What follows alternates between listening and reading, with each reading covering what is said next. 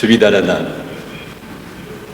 Et Monsieur le Ministre, vous m'autoriserez peut-être ce matin à mettre de côté mon vocabulaire diplomatique et parler avec ce que je ressens et avec la fierté qui est la mienne aujourd'hui en tant que Marocain, la fierté pour mon pays, pour mon peuple, pour mon roi. Mon cher Miguel, tu as dit que à la fin de cette année, quand tu reviendras à Tanger et que ce forum se réunira, la feuille de route de l'Alliance des civilisations sera complétée.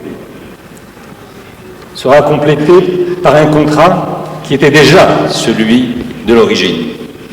Et la vérité m'oblige à dire que ce contrat, Monsieur le Président, qui était celui que vous nous aviez assigné, parce que le politiquement correct dans le langage des Nations Unies n'a pas voulu appeler ce qu'était l'objectif réel de l'Alliance au départ, l'Alliance créée après les attentats de Madrid, par Monsieur le Président Zapatero, par toi-même.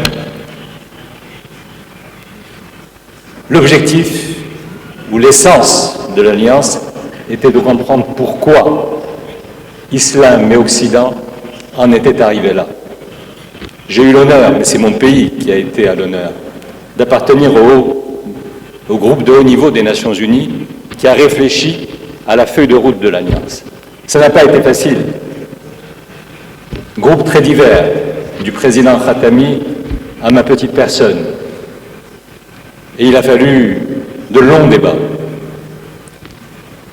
Et je voudrais simplement noter que dans la résolution qui a été votée par l'Assemblée générale, qui crée l'Alliance, la seule partie qui est écrite dans son verbatim le plus complet de nos débats, ça a été celle concernant la Palestine et Israël.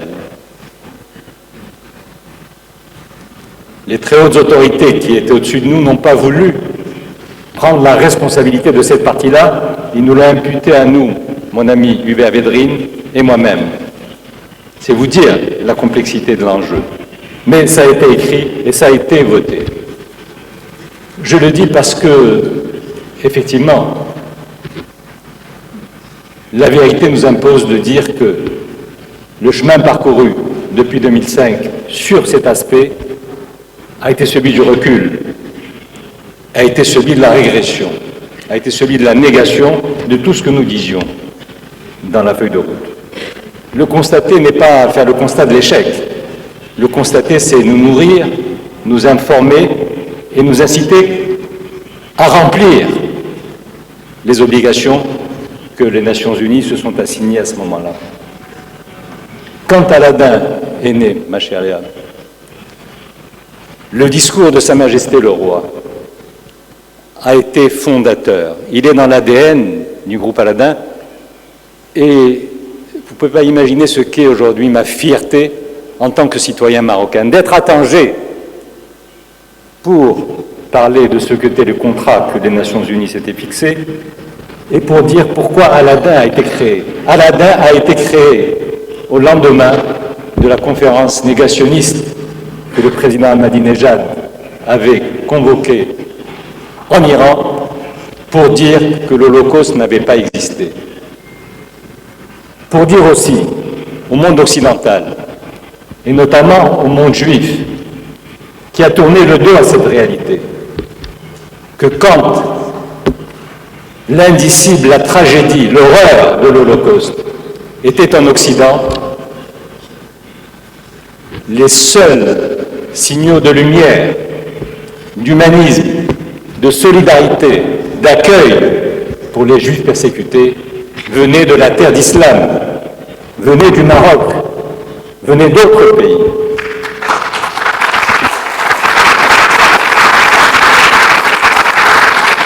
Et Aladin a été créé pour une sorte de wake-up call.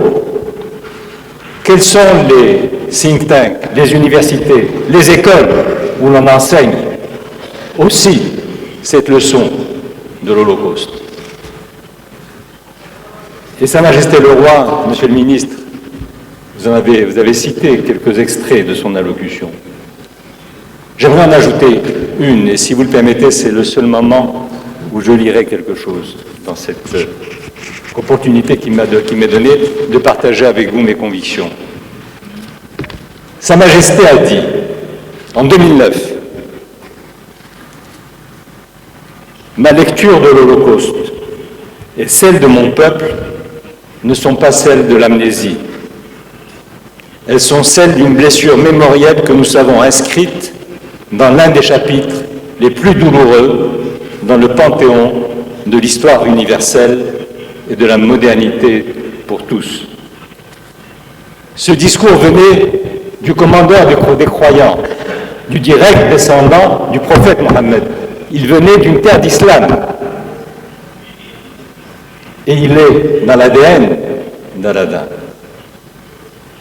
Quelques années plus tard, Sa Majesté a dit, en adressant un message à un sommet que l'UNESCO avait réuni, Madame la directrice, à New York, sur l'islamophobie et sur l'antisémitisme. Et Sa Majesté a dit dans ce message, l'antisémitisme est l'antonyme de la liberté. C'était le discours de mon roi. C'était le reflet, le miroir de ce que mon peuple pense au Maroc. Et si vous le permettez, et je prendrai peut-être un peu plus que ce que le protocole autorise quand on remet le prix à quelqu'un, d'ailleurs ce prix ne m'est pas remis à moi, il est remis à mon pays et à mon peuple.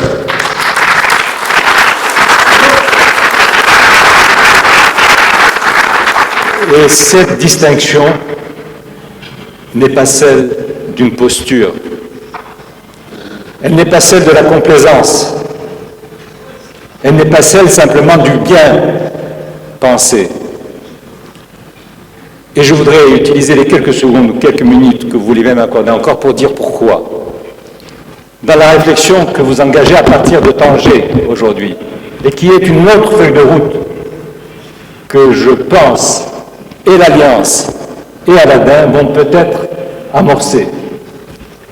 Et amorcer en ayant, si vous m'en excusez l'immodestie, la suggestion de vous proposer le Maroc, non pas comme source d'inspiration, mais comme société qui, elle,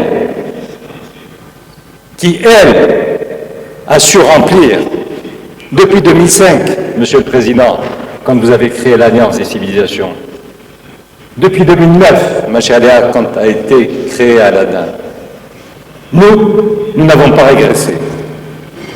Nous avons résisté à toutes ces illusions tragiques qui, elles, fleurissaient dans le monde entier, et pas seulement en Orient. Aujourd'hui, les extrémismes, les fractures, le déni, l'exclusion ont envahi tous les continents, largement en Europe. Et moi, j'ai la prétention de dire que ce que le Maroc fait aujourd'hui, ce consensus historique qui existe entre nos plus hauts dirigeants et le peuple marocain est sans précédent pour moi en tant que citoyen marocain. Nous n'avons jamais atteint ce degré de prise de conscience collective, d'engagement collectif et de consensus sur l'essentiel. Ça n'est plus seulement top-down, c'est bottom-up. Et nous avons au milieu une nation, nous avons au milieu un peuple qui adhère à cette démarche, une démarche dont je suis obligé de constater malheureusement qu'elle n'est plus possible ni à Paris, ni à Madrid, ni à Londres, ni à New York, ni à Moscou. C'est au Maroc que ça se fait, et si vous faites aujourd'hui, si vous êtes réunis à Tanger, pour toutes les raisons que l'on a dit tout à l'heure, c'est aussi parce que notre pays a su trouver la voie, a su trouver les mots, a su construire ce consensus qui est celui d'une nation, qui est celui d'une société en terre d'islam, dans le monde arabe, qui dit la modernité, qui dit l'art de tous les possibles, quand ailleurs cet art s'est évaporé. Laissez-moi conclure en vous citant 3 ou 4 incarnations de cette réalité nationale marocaine qui, encore une fois, me remplit d'orgueil. C'est au Maroc, effectivement, et ça a été rappelé tout à l'heure, que la Constitution de mon pays dit dans son préambule, et elle est la seule à ma connaissance à le faire, que ce qu'est le Maroc d'aujourd'hui, ce qu'est la nation marocaine d'aujourd'hui, ce que sont le peuple et aussi la culture marocaine aujourd'hui, tout ceci est l'addition de toutes les civilisations qui ont fécondé, nourri et modelé la société marocaine depuis au moins 3000 ans. Et la Constitution les cite dans l'ordre chronologique: la civilisation berbère, la civilisation juive, la civilisation arabo-musulmane, l'Afrique, l'Andalousie. Nous ne réfléchissons pas par soustraction. Là où les autres soustraient ceux qui ne le sont pas, nous additionnons tous ceux qui ont nourri la société marocaine au fil du temps. Nous sommes, moi je me dis toujours, je me présente en disant, je suis âgé d'un peu plus de 3000 ans. Je suis déjà très âgé, mais personne ne sait que j'ai 3000 ans. Le judaïsme était ici depuis 3000 ans. Et ce judaïsme, il est celui de tous. Comme l'islam marocain est aussi le mien. Et cette réalité n'est pas une rhétorique, n'est pas une théorie. Mesdames et messieurs, sachez qu'au Maroc, chaque année, des dizaines de milliers de musulmans viennent du Maroc, de tout le Maroc, mais aussi de partout. Et des dizaines de milliers de juifs viennent aussi du Maroc, mais aussi de partout, se réunissent. Et Isa, tu as eu la gentillesse de l'évoquer. Se réunissent à Essaouira.